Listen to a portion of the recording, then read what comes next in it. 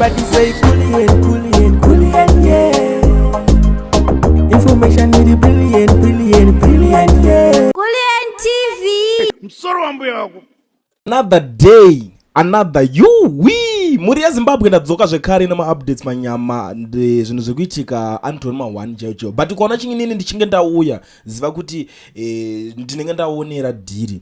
Ndiri munhu wekuti ndinotanga ndiri kunonoka kuonera, but ndiri fast pakuzouya ndichikuudzai nyaya iri kuitika. Iko zvino izvi maZimbabweans vari kucelebrate Winky D akabuditsa song naBeast Signal, vakambotanga vachitry kuda kuifighta left right center, and vanhu vari kufighta this song vanhu vekuZanupf they are not happy neproject rakabudiswa naWinky D. You know, vanhu ava vagara vanongozviita zvinhu izvi pakabuda music yevanhu vavo mapuppets musicians vakaita sana Japraiser, vakaita sana nevamwe mazita acho akawandisa, you know, vanotanga kuda kunyebedzera kuda kusapota iyoyo. Zviro ndizvo Toke Vibes akaita flop yakavhundutsa vanhu vakawanda mushure mekunge aenda kunolauncha kunoita album launch. Reason yanga iripo ndeyekuti mukomana anoita nga asinganzwisise kana kuti anoita nga dzisina kunyatsokwana in terms of zvinhu zvake kana achinge akuita, pakuti last time akapuwa mota naWinky Chivayo achionekwa achinoimba kumarally apa iye asina fan base yakati simbei, so vanhu vakangodecide kuti it's okay kana uchida kunge uchishanda that political party enda unohairwa vanhu ngavauye nemabhazi vakuitire zvinhu izvozvo.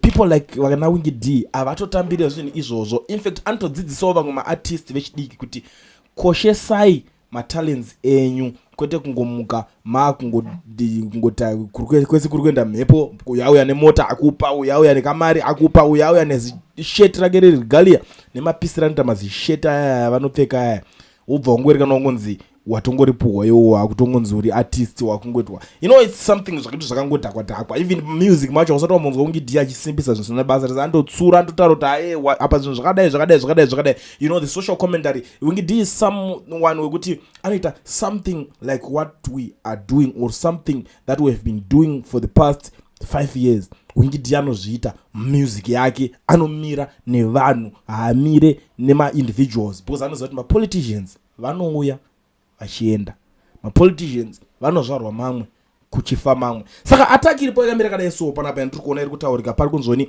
how do we fight drug and alcohol abuse in Zimbabwe when our biggest artists like Winky D are busy romanticizing alcohol in their song?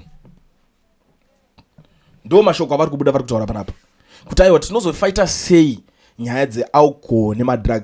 Inini zvangu ndakada kutaura pafair takada kundanga chinechi zvinonzi alcohol ngirikini handisi kuiziva, alcohol abuse ndokuita sei vanhu ngavamwe.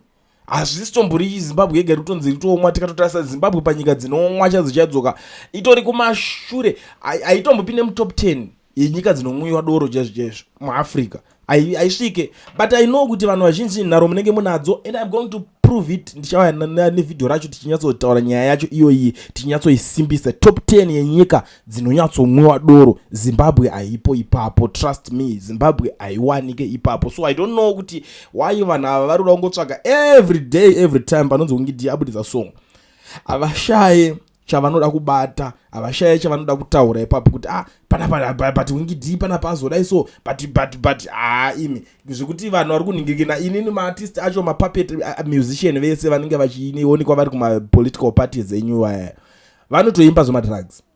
Do you still remember that young man okuimba kuti zvoni talegalize mbanje, ndarohwa zvangu nembanje? Saka chii chaaidzidzisa kuvana vadiki? Hapana hazvijustifyike zvinhu zvakadaro izvozvo, because munhu aitoimba ende zvakatokonzera damage. Kuno vanhu vakatopinda mbanje nemachinchi, but people like ana Winky D no.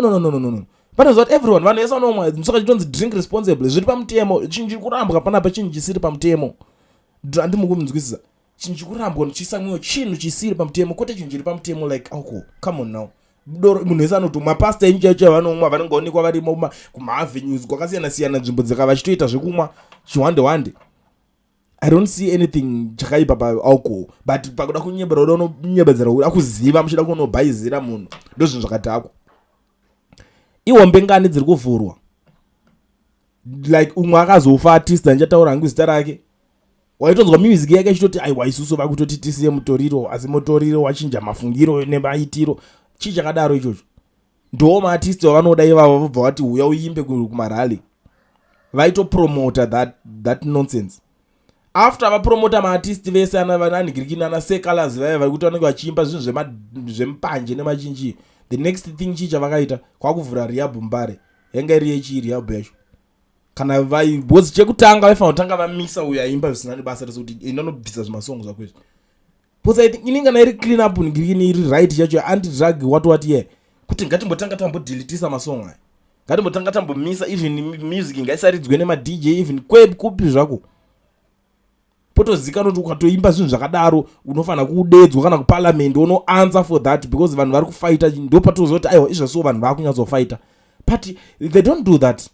Chavo chete kungoti ningi Winky D ndio wataona achimba vakuda kunotanga noti we Winky D anza aimba zvawo hai pane zvimwe zvekuda kungonzi ma criticize omunhu apa hapana apa, but manje chimera tichitopinda panyaya manje dzimwe dziri kutoitika dzandiri kutoona dziri kutoitwa nevanhu vacho vemuZanupf. Panapa kunzi 2 Zanupf officials from Hopley have been arrested by the Zimbabwe Anti-Corruption Commission ZAC on allegations of fraud involving the illegal sale of private land worth an estimated 1.5 million. According to ZAC, the suspects Phineas Muchichwa, 41, the Zanupf chairman for the Godfrey Chijigao Siko district, and Anderson Fredson, 37, the party branch chief secretary for Josiah Magama branch, are accused of subdividing and selling land owned by Sunshine Developments Private Limited without authorization. Allegations are that the pair priced out stand 34 Tariro Township,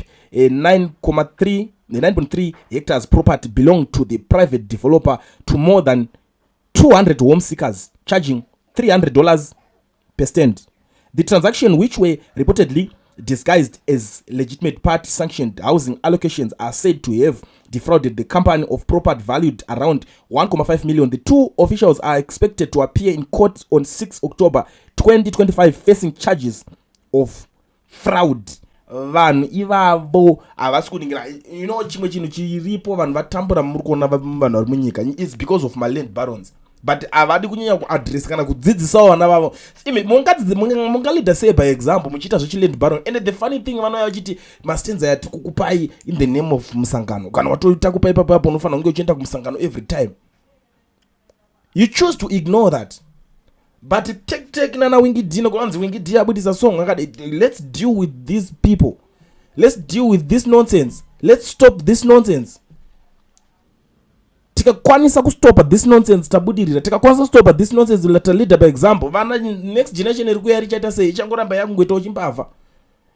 Iwo kamboiona kupi stand $300 iwo, but inenge ine muridzi vanongosvika vakangona chiri chisango chisiri kushandiswa vakutotanga tocheka, vakutotora tape measure vakutopima 300 vachitoenda. Wakamboiona kupi stand $300 maharare iwe, kupi kwakaiona iwe, chero kumaruzevha chaiko kaenda $300 stand unotoishaya. But vari kuita izvozvo in the name of Zanupf. Why? Because vakatoona kuti chipati chavo ndechembavha. Chichidiri guys.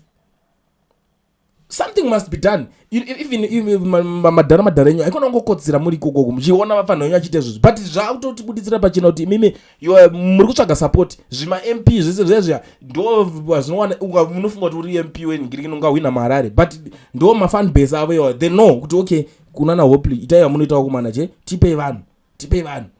Ende unomanikidzwa kumeka sure wakaregister. Kana unga wakaregistera somewhere kwaigara unzi aiwa chienda unotransfer. It's something chakaitika even in 2023.